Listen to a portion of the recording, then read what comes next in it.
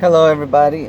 What's going on? Today, I'd like to talk about a movie I saw the other day, which I thought was a good movie, and it's a horror mystery. The name of it is Dark Country. Um, it's hard to understand, so let's walk through it together and see what we come up with. So, in the beginning of the movie, we have this couple. They in a cheap motel room. They just got married. We learned that he's this pauper, this kind of guy who just doesn't have any money, completely broke. He seems twice her age. She's very beautiful. And somehow or other, they met in Las Vegas, and boom, they're married right now. Now, he spent $50 on this hotel room, and he bought her a cheap ring. He could barely spell her name, but he loves her so much, he feels so lucky to be with her, and he's married to her. So, and then he tells her about this, as he's talking to her, he tells her about this girl that it was a missed opportunity when he was a youngster, that he saw a beautiful blonde girl on a train, and he was dying to approach her, but somehow or other he didn't have the courage, and he missed the opportunity, and this girl escaped him for the rest of his life. So what he was trying to say to her was that he was so happy that he found this beautiful, in the current day, met this beautiful blonde woman, which is the main actress of the movie, and now he's married to her, and that's all that counts, and that he loves her. So right away, it raises flags in the viewer's mind, because he's saying to himself, it's look at her, look at him. He's twice her age. You trying to tell me he just met her in Las Vegas and all of a sudden they're married? It's strange. It doesn't seem right. And everything is so hunky dory and picture perfect. And she's so in love with him, and it's weird. And also he's broke. He's twice her age and he's broke. He emptied out his bank account, as we learn in the movie, and he quit his job, emptied out his bank account. He bought her a cheap ring, but he's married. But she married him. It's weird. So that's one. So throughout the movie, that's the motif of the movie, that things are happening, but then something very strange happens, and that doesn't make sense. So then they go on this drive.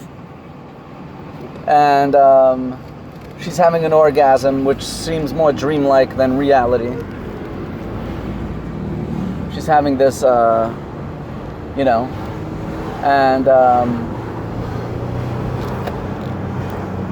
then all of a sudden, they hit this person, and they injure him terribly. They don't want to leave him to die, so they put him in the car. And he's unconscious, but he's still alive. And then they're driving, and all of a sudden they come to sort of like a dead end in the road. The road ends with this odd-looking flower that's glowing. I mean, it's a pretty flower, but it's glowing. And the filmography in that scene is very odd. Like, the flower is glowing, and the road just ends. And that's also, there you go. That's another point in the movie. So the movie progresses like this, where things don't make sense. Things are happening and they just don't make sense. So they have this flower. It also seems like the flower stopped the car, which is also strange. So they turn around and then they drive back on the road in the same direction that they came. And then when they pass the car that was flipped over, when they pass that area, the car is not there. No, that was the area that they hit that person, but then the car isn't there now. Now, how could that be? Or the car just moved, just disappeared. Someone just all of a sudden took the car away. Now, that's also a strange aspect. So anyway, as the movie progresses, I'm going to keep pointing out all the things that, in the viewer's mind, makes absolutely no sense. And then we're going to come to the conclusion, which will clarify it. So, anyway, there was a part where I forgot when exactly, they stopped, and he bumps into this fellow in a restaurant, and that fellow warns him to beware of the roads and to stay on the main route, the 95 route, don't go off. And then he warns him to take care of his wife in a good way. And that fellow is a bit younger than him and better looking, which will keep that point in mind, and then we'll come to the end. So, and then other things happened. So the injured man ends up antagonizing them, the couple, and then he ends up killing the injured man and they bury him. But then later on in the movie, when he goes back to that burial site, because he's trying to retrieve his watch, all of a sudden the guy is not dead anymore, and he escaped out of the he got out of that thing. So how could that be? That's also strange. I mean, he was, even if he wasn't dead, but he was unconscious, and we saw in the movie they buried him with a ton of dirt. So it's not really possible in reality that a person could get out of that predicament. Certainly he would be dead after that. Now, how did he get out? So that doesn't make absolutely no sense. And then at the end, towards the end, with the rest stop.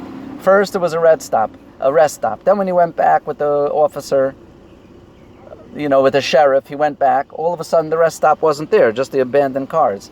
And also the rest stop was very eerily quiet when they went there in the beginning. It was cars parked, but the cars were full of dirt and cobwebs. There was not one person there. It was just them. And then it ended up just being her when he left her to go back. He told her to wait for him. So that's also very odd. It doesn't seem real. It doesn't seem like that could be a real life scene.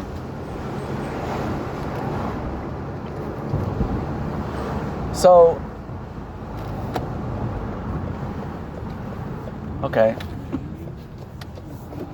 So we have all these odd things happening. And then also, so then in the end of the movie, the main actor, he's running away from the police. He's trying to find the injured man who he believes killed his wife. But so then he gets into this accident with the bugs.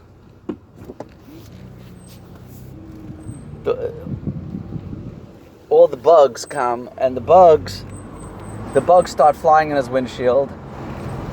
And then his car flips over. Now, right away we know that car flipping over, and it looks identical to the car in the beginning of the movie. So we have to figure that one out too.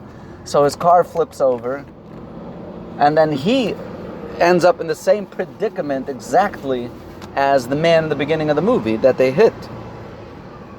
So really, the explanation is, and here's the bottom line, the explanation is that the main actor of the movie the whole time he's really the stalker. And the whole movie takes place really in a dream when he's, from beginning to end, until the very end of the movie, until he wakes up in the car at the very end of the movie, the whole entire movie is a dream. And really, he's not her boyfriend. He's really the stalker. And the boyfriend of the girl is the better looking dude that gave him the advice in the restaurant. He's really the boyfriend. And he's jealous of their life. So the reality of the movie is that this stalker, he's the stalker. I mean, the main actor of the movie is the stalker, Dick. He's the stalker. And he was stalking her one night. It doesn't matter what night it was. And in the real life of the movie, so he was stalking her, and he got into this accident that we saw, that the bugs were hitting the car. And then he went unconscious. And then in his state of unconsciousness and of his injuredness, that his face got all mangled or whatever, when he was completely out, lights out, in that state, he was dreaming that whole movie. The whole movie was his dream.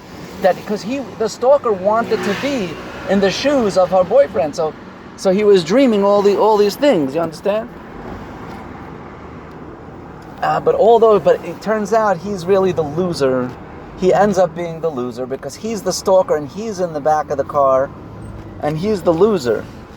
He's the one he's just a dream. He's the older man, but the real boyfriend was the younger fellow, and he's the loser, and so it ends up like that, and he ends up realizing that he's just, doomed, and we don't really know what happens to him after, if he gets killed or not killed or whatever. That's not the point. The point is that the whole movie was in his dream, and he was in his fantasy. And I hope you enjoyed my explanation. Take care.